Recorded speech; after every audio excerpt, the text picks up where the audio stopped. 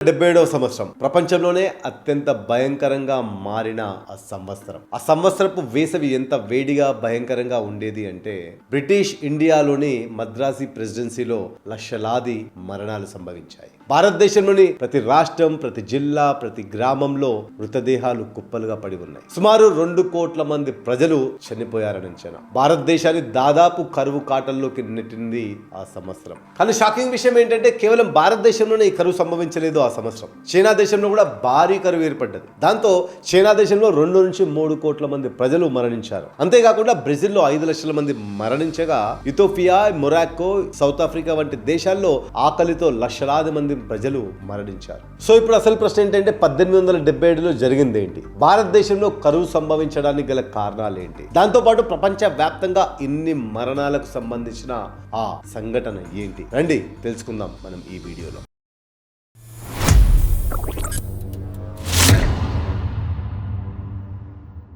Hi hello, welcome to social affairs. నేను మీ Mahesh Bommisetty. Viewers, El Nino, మనం ఈ పదాన్ని గత 2 సంవత్సరాలుగా పదే వింటున్నాం. మళ్ళీ రీసెంట్ గా 1970sలలో పెరు తీర ప్రాంతంలోని సముద్ర జలాలలో తిరిగి ప్రారంభమైంది ఈ ఎల్ నినో. నృత్యకారులు దీన్ని ముద్దుగా ఎల్ నినో అని పిలవగా స్పానిష్ భాషలో ఎల్ నినో అంటే మన తెలుగు భాషలో ముద్దుగా చిన్న పిల్లవాడు అని. ఆ సంవత్సరం అది చాలా తీవ్ర రూపం దాల్చి అది సూపర్ ఎల్ నినోగా మారి లక్షలాది మందిని పొట్టనబెట్టుకుంది.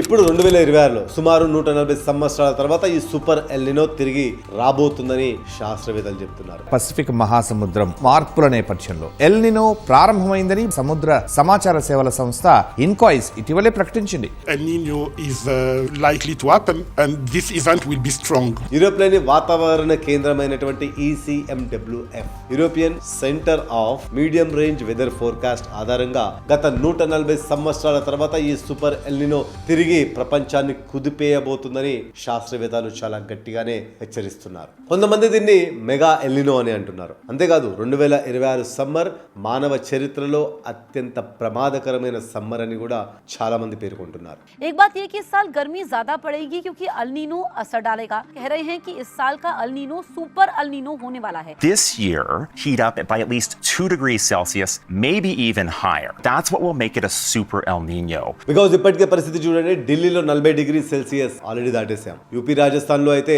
42 నుంచి 45 డిగ్రీల సెల్సియస్ ప్రతి రోజు నమోదవుతుంది. భోపాల్, నాగ్పూర్, భువనేశ్వర్ వంటి రాష్ట్రాలలో 42 నుంచి 45 డిగ్రీల సెల్సియస్ ప్రతినిత్యం నమోదవుతుంది. ఇప్పటికీ మనం సమ్మర్ స్టార్టింగ్ లోనే ఉన్నాం. అంటే అర్థం చేసుకోండి మనకు నెక్స్ట్ వచ్చే మంత్ ఏ విధంగా ఉండబోతుందో. సో అసలు ఎల్ నినో అంటే ఏంటో మనం తెలుసుకోవడానికి ప్రయత్నిద్దాం. ముందుగా నార్మల్ గా పసిఫిక్ మహాసముద్రంలోని కొన్ని ప్రాంతాల్లో నీరు చాలా చల్లగా ఉంటుంది. కానీ ఈ ఎల్ నినో సమయంలో మాత్రం ఆ నీరు చాలా హీట్ అవ్వడంతో ప్రపంచ వాతావరణంలో చాలా మార్పు ఏర్పడుతుంది. సాధారణంగా గాలులు అమెరికా నుంచి ఏషియా మరియు ఆస్ట్రేలియా వైపు వీస్తాయి. వీటిని ట్రేడ్ విండ్స్ అంటాం. ఈ ట్రేడ్ విండ్స్ నీటిని ఆస్ట్రేలియా వైపు నెట్టడంతో సౌత్ అమెరికా దగ్గర చల్లని నీరు పైకి వస్తుంది. ఇది natural process. Super El Nino summer typically more tropical. This disrupts global weather patterns and shifts the path of the jet stream. కానీ ఈ గాలులు ఇన్ కేస్ స్లోగా ఉన్నాయనుకోండి, చల్లని నీరు పైకి రావడం ఆగిపోతుంది. అలాంటి సందర్భంలో సముద్రపు పైభాగం వేడిగా మిగిలిపోతుంది. ఇలాంటి సందర్భంలోనే ఆస్ట్రేలియాలో పడాల్సిన వర్షాలు ఇతర ప్రాంతాలకు డైవర్ట్ అవుతాయి. దీన్నే ఎల్ నినో ప్రభావం అంటాం. ఇది ఒక ఫిక్స్డ్ సైకిల్ లా రాదు. ఒక్కొక్కసారి 2 సంవత్సరాలునే రావచ్చు, లేదా 5 నుంచి 7 సంవత్సరాలకు ఒకసారైనా రావచ్చు. కానీ వచ్చిందంటే మాత్రం 6 నుంచి 8 నెలలు ఉండే వెళ్తుంది. ఈ సమయంలో ఏం జరుగుతుంది అంటే ఆస్ట్రేలియాలో ఎండలు పెరిగి అడవుల్లో కార్చిచ్చు మొదలవుతుంది. కార్చిచ్చు అంటే అగ్ని ప్రమాదాలు. మనం అప్పుడప్పుడు టీవీ న్యూస్ లలో వింటూనే ఉంటాం, ఆస్ట్రేలియాలో కార్చిచ్చు మొదలైంది అని. ఈ ఇంపాక్ట్ మన సౌత్ ఏషియా కంట్రీస్ పై కూడా ఉంటుంది, అంటే మన దేశం పై కూడా ఉంటుంది. అప్పుడు మన దేశంలోని పరిస్థితులు ఏ విధంగా ఉంటాయి అంటే వర్షాలు తగ్గి ఎండ వేడి భారీగా పెరుగుతుంది. సో ఒక నార్మల్ ఎల్ నినో కూడా చాలా ప్రమాదకరం. కానీ 2026లో వచ్చే ఎల్ నినో చాలా ప్రమాదకరం అంటూ శాస్త్రవేత్తలు హెచ్చరిస్తున్నారు. సూపర్ ఎల్ నినో అత్యంత భయంకరమైన వాతావరణ మార్పు దేశాన్ని మరింతగా కాల్చి బూడిద చేయబోతోందని గ్లోబల్ సైంటిస్టులు హెచ్చరిస్తూ ఉన్నారు. అమెరికాలోని NOAA national oceanic and atmospheric administration report ప్రకారం 2026 మే మరియు జూలై నెలల్లోనే ఈ ఎల్నినో సంభవించే అవకాశాలు ఎక్కువగా ఉన్నాయట. ఈ న్యూస్ మాత్రం భారతదేశానికి చాలా ఇబ్బందికరమైంది. ఎందుకంటే మే మరియు జూలై నెల మధ్యలోనే మనకి మాన్సూన్ ప్రారంభమవుతుంది. మాన్సూన్ వచ్చే ఈ నెలల్లోనే ఎల్నినో రావడంతో మనకు భారతదేశంలో ఎండ తీవ్రత పెరిగి పర్యావరణానికి ముప్పు చేసే అవకాశం ఉంది. అంతేకాదు ముఖ్యంగా భారతదేశంలో వర్షంపై ఆధారపడి పండించే పంటల శాతం 51గా ఉంది. అంటే వచ్చే 2-3 నెలల్లో మనకి వర్షం ఆధారిత పంటలకు కూడా చాలా ఇబ్బందికరంగా మారే అవకాశం ఉంది ఈ ఎల్నినో వల్ల. ఈ ఎల్నినో వల్ల వచ్చే మరో తీవ్రమైన సమస్య ఏంటంటే సివియారిటీ. సముద్ర టెంపరేచర్ లో 2 డిగ్రీల వరకు పెరిగే అవకాశం ఉంది. దీన్నే సూపర్ ఎల్నినో అంటారు. అయితే 2015లో కూడా మనం ఇలాంటి సిచ్యువేషన్ ఎదుర్కోవాల్సి వచ్చింది. అప్పుడు మన దగ్గర వర్షపాతం సుమారు 14% తగ్గింది. అప్పుడు హీట్ వేవ్స్ జనరేట్ అయ్యి మన దేశంలో సుమారు 2500 మంది ప్రజలు చనిపోవడం జరిగింది. మరి ఇప్పుడు 2026లో ఈ సిచ్యువేషన్ ఇంకా ఎక్కువగా ఉండొచ్చు అని చెప్పేసి అంచనా. మరోసారి సూపర్ ఎల్నినో హెచ్చరికలు వినిపిస్తున్నాయి. ఈసారి ప్రభావం మరింత తీవ్రంగా ఉండొచ్చని వాతావరణ శాఖ నిపుణులు చెప్తున్నారు. బికాజ్ ఇప్పటికే భూమి టెంపరేచర్ 1.4 డిగ్రీ సెల్సియస్ కి పెరిగింది. ఈ సూపర్ ఎల్నినో తర్వాత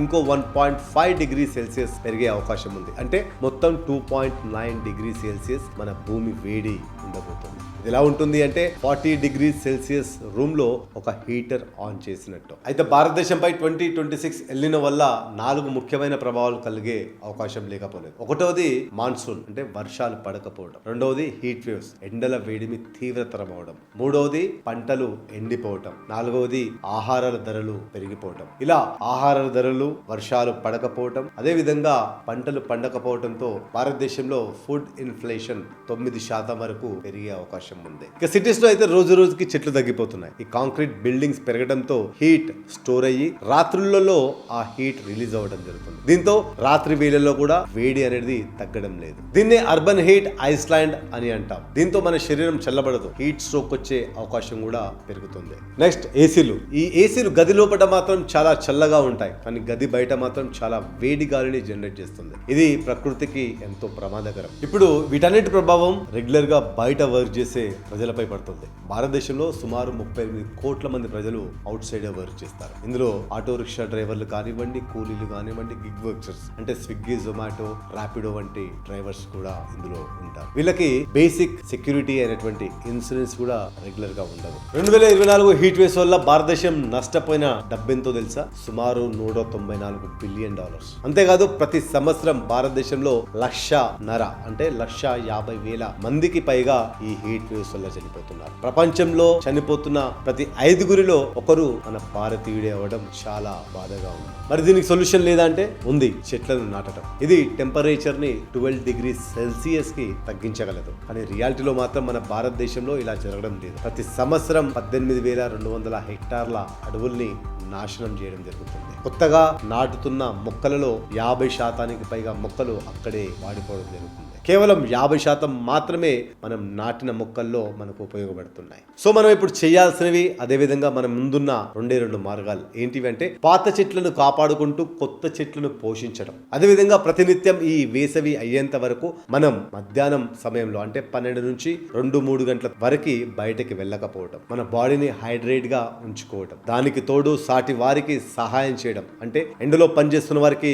ఇంత నీరు ఇవ్వడం, రెస్ట్ కోసం కొంత చోటు ఇవ్వడం. ఇంకో ముఖ్యమైన విషయం ఏంటంటే భారతదేశంలో ఇప్పటికి కూడా 70% ఎలక్ట్రిసిటీ బొగ్గు ద్వారానే జనరేట్ చేస్తున్నారు. ఇలా జనరేట్ చేసేటప్పుడు చాలా కాలుష్యం ఏర్పడుతుంది. దానికి ఆల్టర్నేటివ్ గా సోలార్ ఎనర్జీని ఉపయోగించడం ఉత్తమం. ఇది మనకి డబ్బును కూడా ఆదా చేస్తుంది. సో వ్యూవర్స్ చూసారు కదా, ఎల్నినో ప్రతి 2-3 సంవత్సరాలకి వస్తూనే ఉంటుంది. అంటే టెంపరేచర్ మరింత పెరుగుతూనే ఉంటుంది. 2026లో పుట్టిన పిల్లలు మనలా 30-35 డిగ్రీల సెల్సియస్ సమ్మర్ ని చూడకపోవచ్చు. వాళ్ళకి సమ్మర్ అంటే 40-45 డిగ్రీలే అవుతుండొచ్చు. కాబట్టి ఇప్పుడే మనం చిన్న చిన్న మార్పులు చేసుకుంటూ మన ప్రకృతిని కాపాడుకుందాం. రాబోయే భావి తరాలకి మనం చల్లటి ఎర్త్ ని అందిద్దాం. So viewers, that's it from my end. చూసారు కదా ఎల్నినో ప్రభావం మనపై, మన రాబోయే భావి తరాలపై ఏ విధంగా ఉండబోతుందో. మీరేమనుకుంటున్నారు? ఈ ఎల్నినో ప్రభావం ఇంకో రాబోయే 10 ఏళ్లలో ఎలా ఉంటుందో మాకు కామెంట్ రూపంలో తెలియజేయండి. అదే విధంగా మా ఈ వీడియో మీకు ఇన్ఫర్మేటివ్ గా అనిపిస్తే మా ఛానల్ ని సబ్స్క్రైబ్ చేసుకొని ఈ వీడియోను లైక్ చేసి ఒక కామెంట్ చేసి మాకు సపోర్ట్ అందిస్తారని ఆశిస్తూ నేను మీ మహేష్ భూమిశెట్టి. జై హింద్.